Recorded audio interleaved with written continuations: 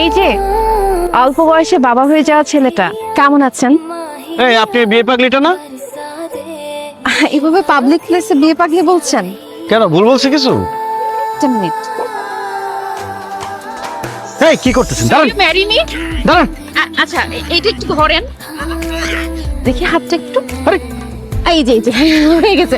আসলে না আমি বিয়ে পাগলি না, পরিস্থিতির শিকার আমি। আমার ফ্রেন্ড সার্কেল সবাই বিয়ে করে ফেলছে, সবার বাচ্চা কাচ্চা আছে, কিন্তু আমার বিয়েটা হচ্ছে না। অনেকেই আমাকে দেখতে আসছিল, তখন আমি সবাইকে রিজেক্ট করছি, এখন আমি রিজেক্ট খাচ্ছি, আমার বিয়ে হচ্ছে না। আমি আপনাকে বিয়ে করতে চাই, দেনমোহর বেশি লাগবে না, মাত্র 10 টাকা দিলেই হবে।